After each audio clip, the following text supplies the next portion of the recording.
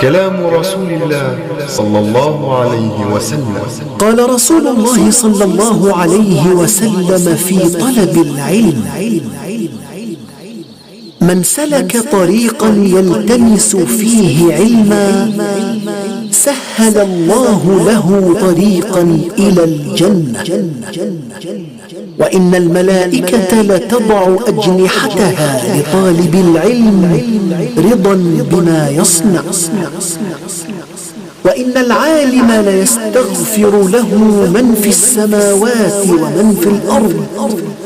حتى الحيتان في الماء. وفضل العالم على العابد كفضل القمر على سائر الكواكب.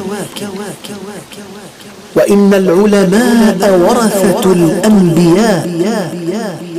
وإن الأنبياء لم يورثوا دينارا ولا درهما، وإنما ورثوا العلم، فمن أخذه أخذ بحظ وافر.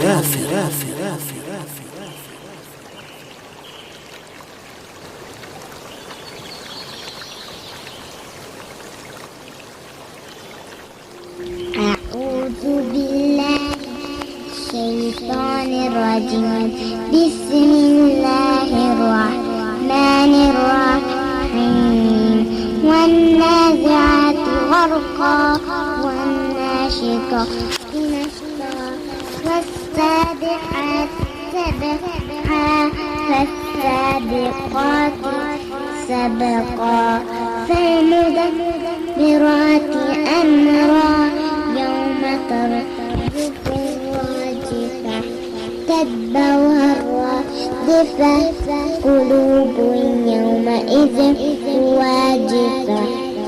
أبصارها خاشعة يقولون أئنا لمردودون في الحافرة أئذا كنا إذا نخرة قالوا تلك إذا كرة خاسرة فإنما هي زجرة واحدة فإذا هم بالساهرة. هل أتاك حديث موسى إذ نادى ربه بالواد المقدس طوى اذهب إلى فرعون إنه طغى فقل هل لك إلى أن تزكى وأهديك إلى ربك فتخشى فأراه الآية الكبرى فكذب وعصى ثم أدبر يسعى فهشى فنادى فقال أنا ربكم الأعلى فأخذه الله كان الآخرة الأولى إن في ذلك عبرة لمن يخشى أأنتم أشد خلقا أم السماء بناها رفع سمكها فسواها وأغطش لها وأخرجت ضحاها والأرض بعد ذلك دحاها أخرج منها ماءها ومرعاها متاعا لكم والجبال أرساها متاعا لكم ولأنعامكم وإذا جاءت الطامة الكبرى يحسب أن يوم يتذكر الإنسان ما سعى وبرزت الجحيم لمن يرى وبرزت الجحيم لمن يرى فأما من طغى وآثر الحياة الدنيا الجنة هي فإن الجحيم هي المأوى وأما من خاف مقام ربه ونهى النفس عن الهوى ونحى النفس عن الهوى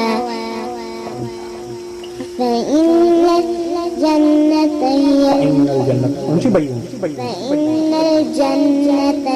هي المأوى يسألونك عن الساعة أيان مرساها فيما أنت من ذكراها إلى ربك منتهاها إنما أنت منذر من يخشاها كأنهم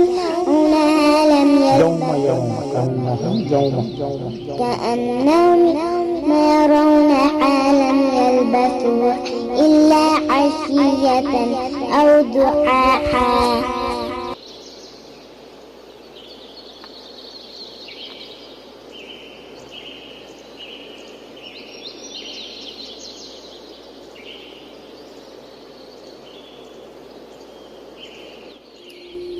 أعوذ بالله من الشيطان الرجيم.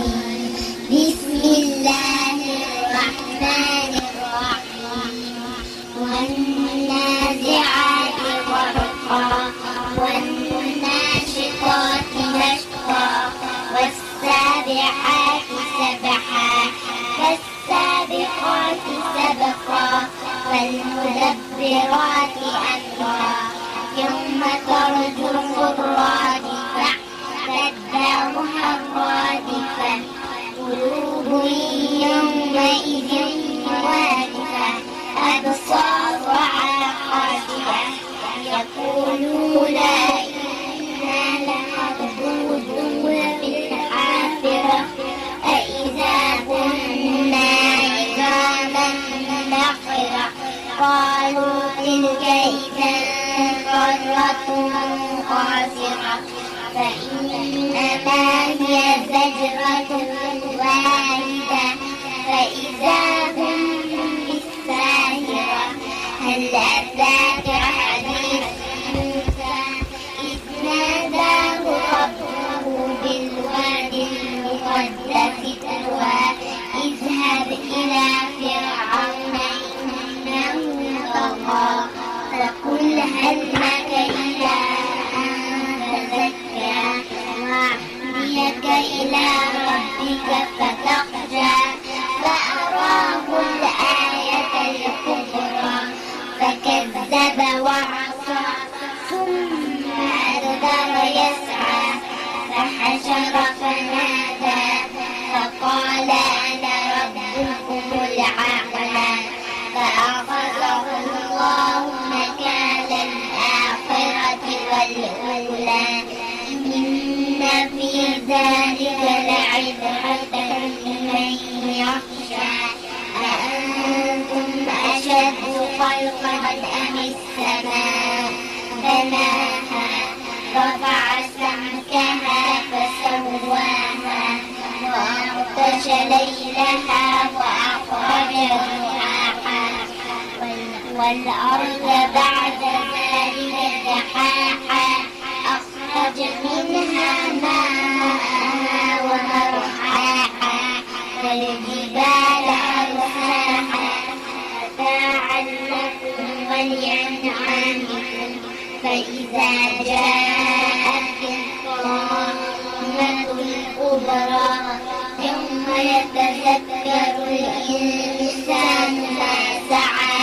وبرزت الجحيم لمن يرى فأما من طغى وآثر الحياة الدنيا فإن الجحيم هي المأوى وأما من خاف مقام ربه ونهى النفس عن الهوى فإن الجنة هي المأوى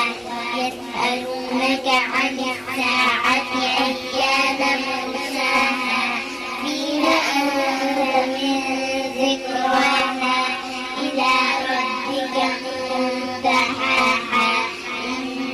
إنما أنذر من يخشاها كأنهم يوم يرونها